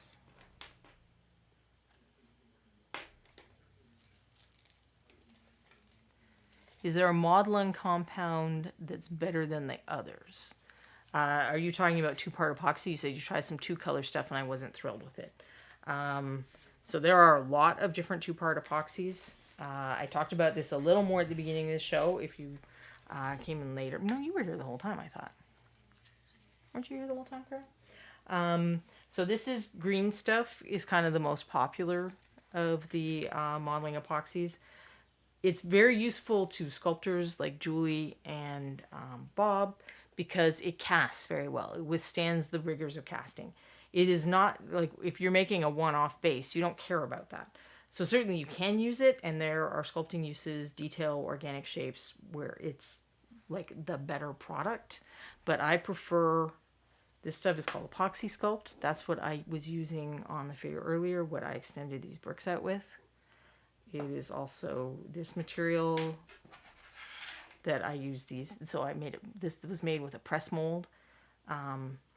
Green stuff works better if the press mold is solid. So I have hard resin press molds, and green stuff works better on those. This works fine on, where did it go? So mine was like a rubbery silicone one, and it works fine on those. I think the idea with the press mold is one half of the equation has to give a little to make it easier. You can use this with the other stuff, but it's just easier to use green stuff with the hard mold, and then this you can use harder or softer putty. Because you can leave this on there until it cures, but you probably don't want to for most uses. But this stuff, this Epoxy Sculpt, You can etch it, you can sand it, you can shave it down with a knife. All of that stuff is much easier to do than with green stuff. Milliput is very similar to this, in that it's also, if you were watching earlier, I was smoothing out part of the section with water, just like I was doing with those pastes, like water on a brush. You can do that with this product, so you can get a really nice join if you're using it like as a gap filler, or if you are, like, I was trying to match up to a section of the base, so I had to make sure that you couldn't see the join with it. It might be old enough now, so it cures quickly enough that I think it's becoming less and less water soluble, because it's not making that slurry like it did before. But if you get it when it's a little fresher, you can smooth out. So Milliput has the similar properties to that, is very popular with people for basing purposes as well as epoxy sculpt. Magic Sculpt is kind of similar. If you get the single parts, which is what I think Grey Mouser was saying, don't pick kiln dried. So there's polymer clays. There are a lot of sculptors who use polymer clays as well, but the thing with those is you have to be able to put it in the oven. And I just put this on a plastic base, so this should not go in the oven. And this figure is plastic, so she probably, because this is Bones USA, I don't know what the melting point on that is. She should probably not go in the oven either. So unless the purpose you're doing it for is something where it's kind of standalone, you probably don't want those polymer clays. What you want is to do epoxy putty. And one that's probably designed for our purposes. I mean, there are plumbing putties. I've seen quick dry putties as well. And where those may be more useful is for bulking out. Like I had a 5-minute one that I got from, I don't think Cool Mini sells it anymore because they don't do anything with miniatures anymore. But they had this one, and it really, like, you had 5 minutes and you could feel how hot this stuff was when it was curing. But if you, like, I was doing this cliff once, so I just put that in the middle. And then I could use these putties and sculpt to my leisure around the bulk. You can also bulk out with tin foil if you're really making something big. Carew, thanks. I was more using it to create additional details to a model, not basing. Might try the water thing too to make it more pliable. You may want green stuff then. If you're trying to sculpt like hair or some gear, you're going to get finer detail with actual green stuff. It's tough to work with. It's very sticky. You're going to want to lubricate your tools either with water, spit, or Vaseline as you're working. If that was your frustration that your tools were sticking to it, you can get some details with it. There were people who used to make figures out of Milliput. I think there were cast figures in the world that were made out of Milliput. I think it's just green stuff is going to work a lot better. Also, the stickiness is an advantage, as Grey Mouser is pointing out. If you're trying to get something to stick to a model, this stuff isn't great at sticking to, you're trying to work it with fine little section. I'm trying to give him a little pouch or something. This is probably not going to stick well enough to do that, where green stuff, when you mix it up fresh and it's super sticky, you get the size and you stick it on then, and you may need to wait 5 or 10 minutes until then it's the right consistency for working with the sculpting part that you want to do. But it's going to do that initial adhering to the figure where you're trying to add hair or a pouch or whatever thing much better than these products were. So part of the reason I like working with them for basing is because they are not sticky and I don't need the stickiness. But if you're working on fine detail and stuff on figures, you probably do need the stickiness. Green stuff is horrible to work with. It's chewing gum. You're working with chewing gum. There's a learning curve. You're probably not doing anything wrong. You're just learning how to do it. So I would, look for. I have to imagine that there are YouTube videos at this point. All this stuff was much harder to find out about back when I started. But I would have to imagine that there are YouTube videos of people showing how they're making modifications and conversions and stuff with green stuff. So look out for some of those. And then part of the skill curve with the putties is that There's stuff you can do 15 minutes after you mixed it that you can't do an hour after you mixed it. There's stuff you can do an hour after you mixed it that isn't going to work very well 15 minutes after you mix it. So I know that stuff because I hang around with sculptors. I don't actually know what the things are. Like, I think smoothing is, if you're trying to get rid of, like, if you had fingerprints or all, like, that's better later in the process. You have maximum of 2 hours working time. So that would be better like an hour, hour and a half into the process. But, shaping it more, pushing it around more is going to be better earlier in the process.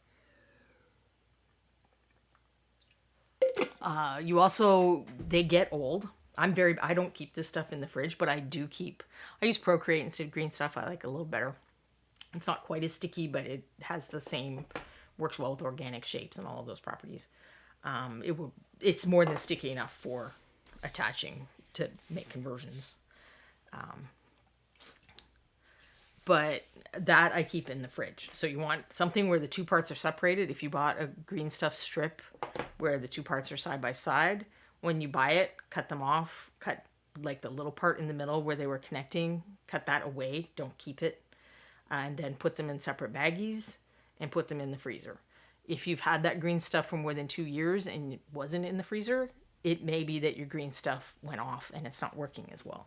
I find it doesn't matter as much for this stuff. The stuff I got from Gen Con, I think it lasted like 8 years or something. And it did eventually, like when I got new stuff, I could tell the difference. It didn't work as well. It didn't look the same. I mean, it worked pretty similarly, but it didn't look the same. And then eventually it didn't start working. But green stuff and most other chemicals, glues are kind of similar.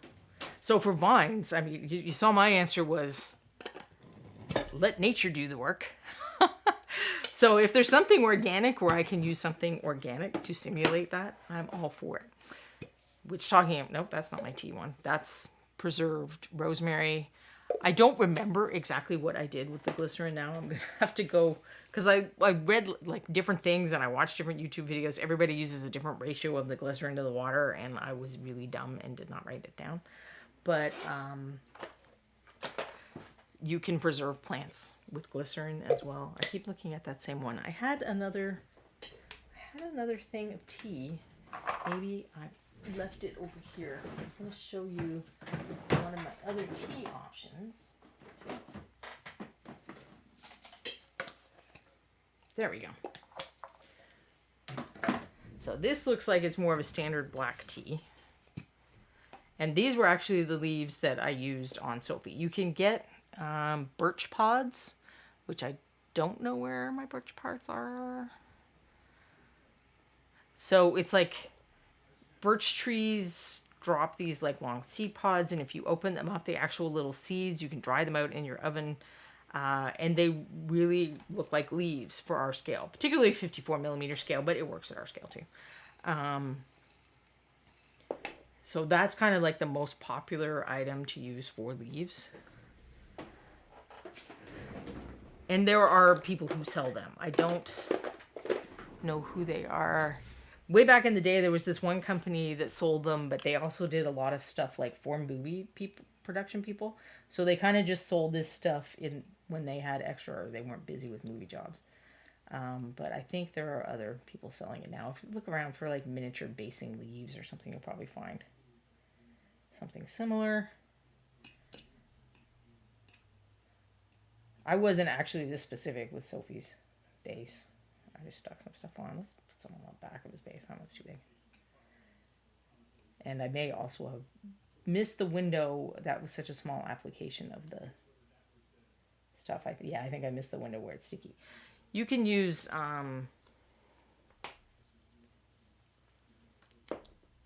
acrylic medium.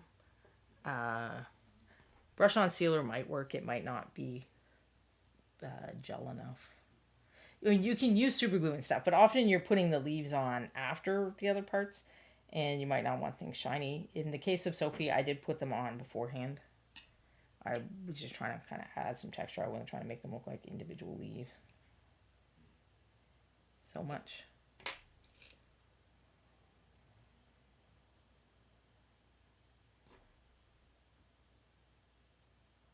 Well, that's kind of distracting from that one plant, so I'm actually going to take that part away. I suspect the smaller amount of stuff up here is already cured as well. So yeah, for making natural things on base is often the easiest way to do that is use stuff that nature already made look natural. Even little dried flowers you can get. If you look on Amazon for nail polish, nail flower, people get them. So this is an example of little tiny flowers. These I actually got at the craft store. And then stuck on there. Because this was a long time ago.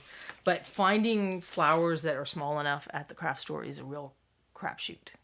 Like, bring a figure with you because you're going to see flowers and you're going to think that they're small, and then you're going to get them home and you're going to realize the flower is the size of a figure's head. So if you have like just an unpainted bone, stick it in your pocket, bring it with you to help look at scale. But you'll find a way better option. And here, I'll sneak back over to my basing drawers. I should be able to find those flowers.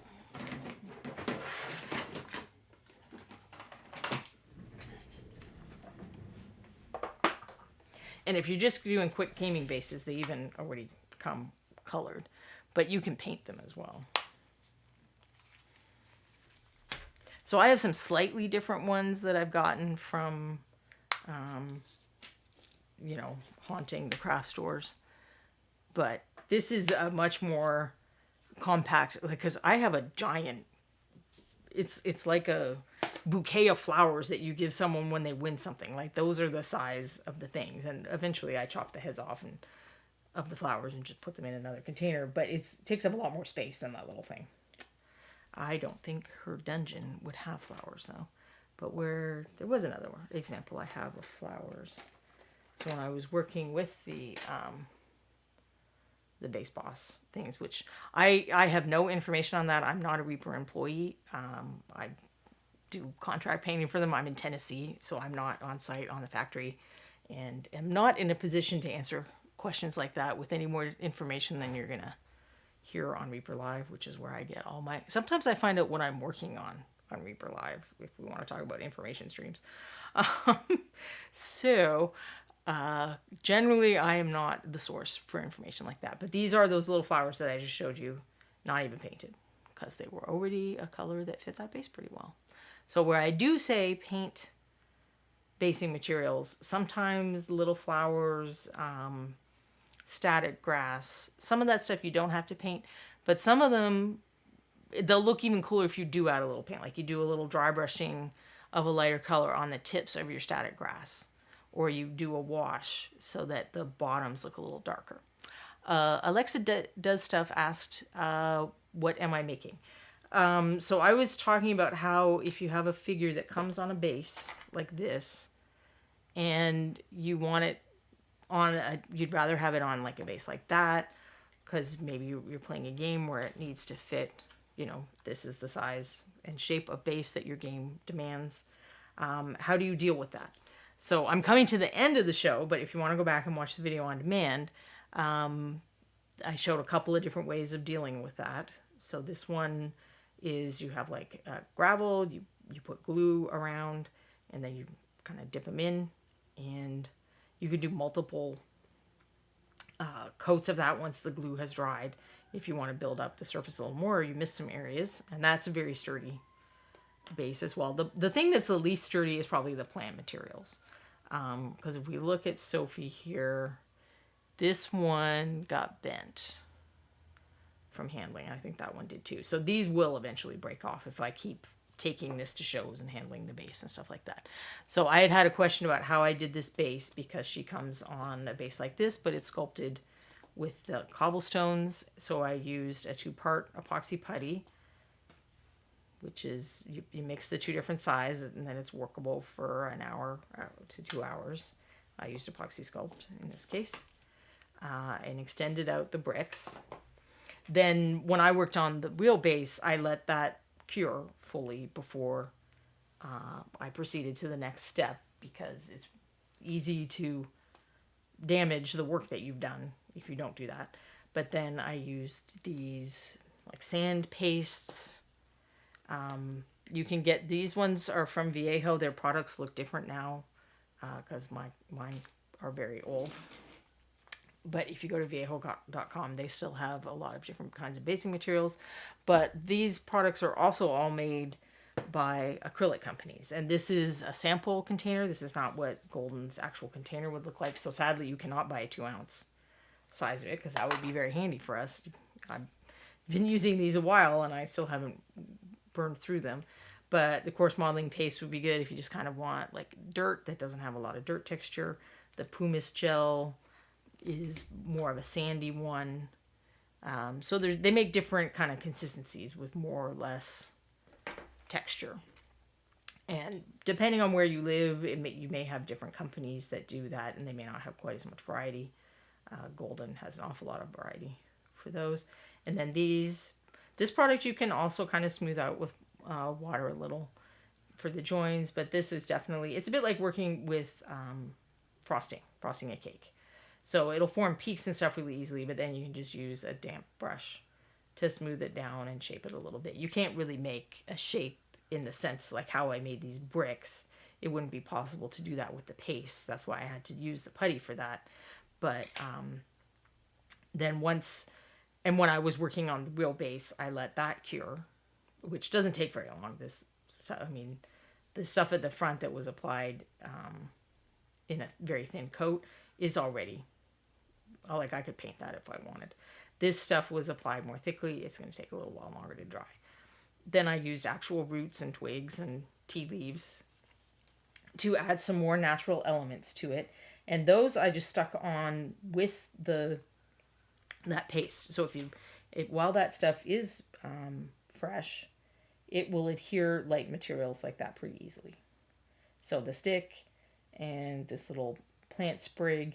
And then at the end, once it has dried, if I decide, oh, that's hanging off too much, I can just get little scissors and clip that off, which is what I did. I mean, I would way hung the roots on the original base because I was trying to decide if I wanted them to go out of the kind of the picture plane, as it were, or if I wanted to cut them off right at the edge of the base, which is like a composition decision. But as I was mentioning, those are the fragile parts. So the texture paste and the putty, those are pretty strong. If you're painting gaming figures, they're going to work just fine.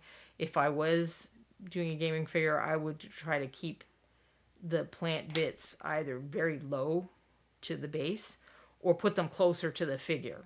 So I wouldn't have things overhanging or close to the edge where they're going to get handled more. Or, they're going to have more contact with whatever transportation system you're using for your figures. So hopefully that helped answer some of the question. Let's see. Grey Mouser. Last I heard they were mostly concentrating on 5.5 and then Base Boss 2.0, but it's best to go to Reaper Live on Thursdays. And Zachariah M says Base Boss 2.0 information can often be found on the Discord. Yeah, that is. So at Reaper Live, they were talking about how their focus is 5.5, other than I think, Daryl's, if they're sculpting stuff to finish up, which I think they said Daryl was pretty close to done.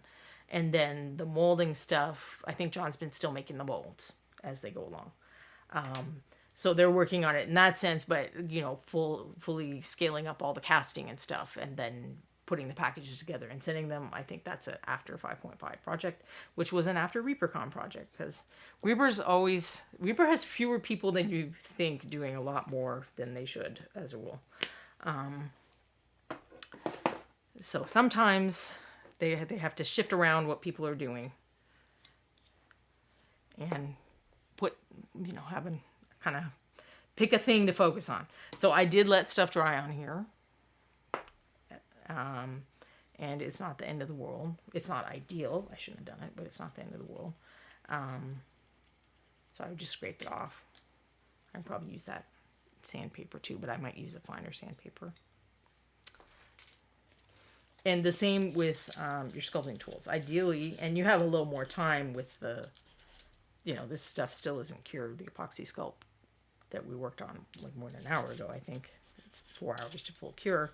So I would before, when I was cleaning up after, I would now be checking all the tools I use that with and make sure that I have wiped or scraped off all of that material so that my tools are in good shape the next time I use them. These metal ones, it's not too bad. I can do what I was doing with my palette knife just now. But these rubber ones, you definitely want to get it off before it's cured, because you can't really, if you scrape those, I think that is exactly how I cracked the cone one that I had to buy a second one of. I mean, you can kind of do it with your fingernail a little bit if there's not a lot of gunk on there. And I see that I do have some gunk on here that probably was from a previous occasion, because I did not use the, oh, and this is the one that split. So I do still use it. I don't think it's gonna. So even though it's got a little crack in the, yeah, I don't seem to be able to do this in a way that the lens wants to focus on. The lens is always trying to taunt me.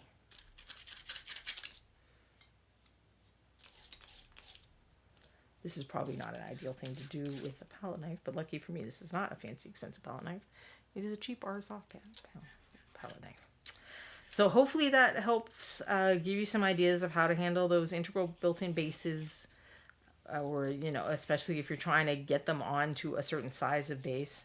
So it's pretty much the same thing whether you're trying to, you know, this game that I play requires that my bases be, you know, X size and shape, or I'm making a fancy base because I, you know, want to make a gift for somebody, or I'm painting a cool contest entry.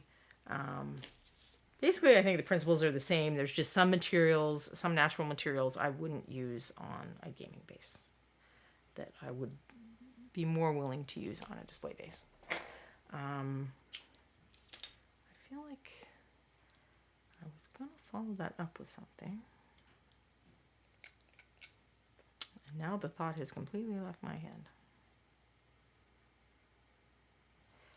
All of these products are sold, unless you are buying them from companies that are targeting miniature people, are often sold in bulk, what we would consider bulk. So if you have friends locally, or even if you have someone who wants to kind of coordinate it, they could get the order, and then, you know, you can get little containers on Amazon or at the dollar store and divide stuff up and then share it out amongst a group of people. That would be more, you could pool together an amount of money and get more stuff that way than if somebody's buying all the things. Also, if you missed the beginning, I showed the real tools that I have, but I also showed how back when I first started doing this, I just made tools with toothpicks and super glue. And I used those tools for, you know, a while until I decided that I was actually going to keep doing this and it was worth looking into getting real tools. This is what it looks like if you don't clean your tool up after. Yes, I really did not clean this tool up at all. So this one I'm probably going to have to scrape down with my knife, because luckily it is metal.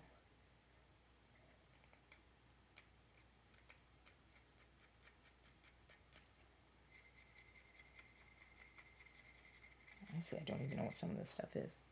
I'm going to say that I loaned this to Michael Proctor.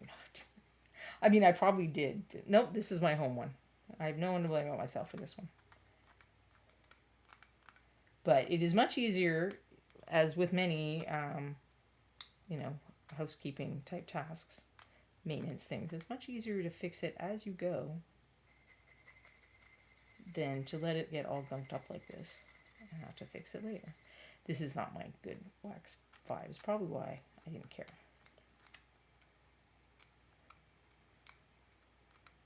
Half of this looks like paint. Maybe I did use it to stir paint. I bet I did. I think I used this to stir paint, is why it has very weird, colorful things on it when I was doing my paint maintenance recently.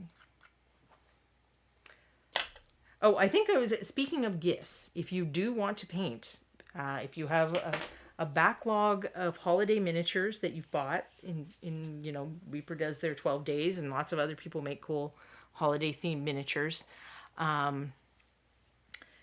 if you have a bunch of those that you've been thinking about painting or making, when I said gifts, those make nice gifts for people, because your grandma and your uncle and people who don't understand what miniatures are and would not get it if you gave them a really nicely painted orc.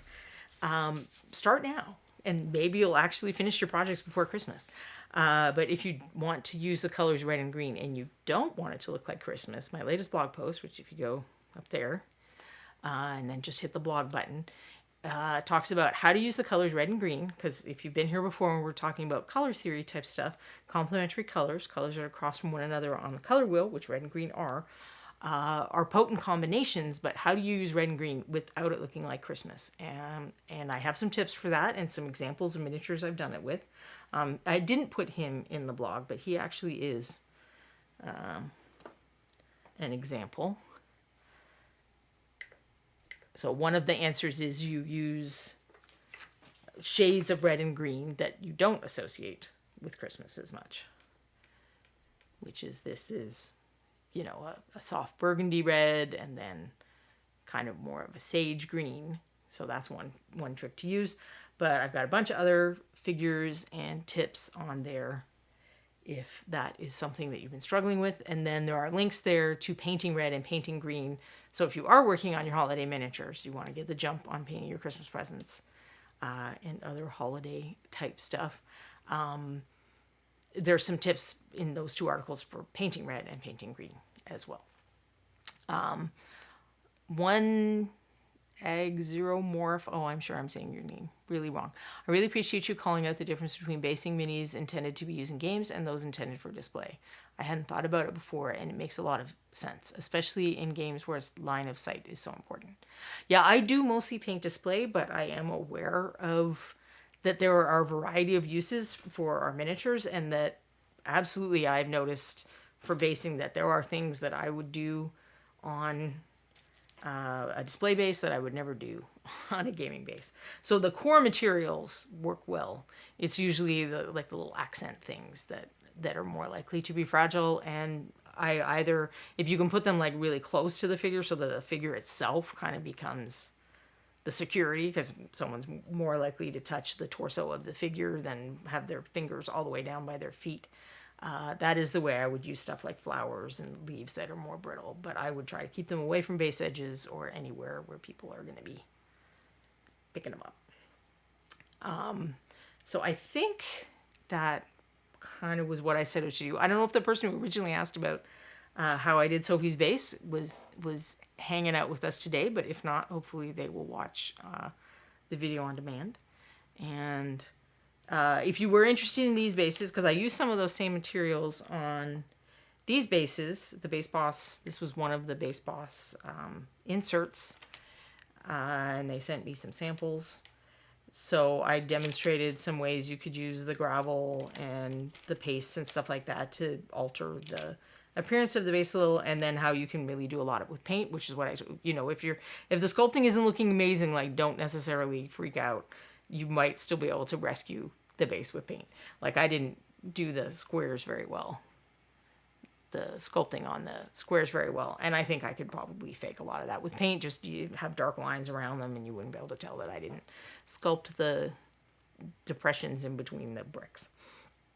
So I have no idea what episode it is, but if you go to YouTube, Reaper's YouTube, there's a playlist for Beyond the Kit, and if you search through those, there were 2 episodes, I think, where I worked on painting the Base Boss base inserts. So there will be information there about that. But now I'm going to let Quinny find us a raid, because I'm sure that she will be able to find someone else who's doing miniature related things, or things that people who like miniatures would like watching. And I'll see you all next week. So I'm not sure what I'm going to do next week. If you have something you'd like to see, feel free to shoot me a direct message. And otherwise, I'll just ponder it. So I'm going to let Quinny find us right now. I'll stop talking. Bye, guys.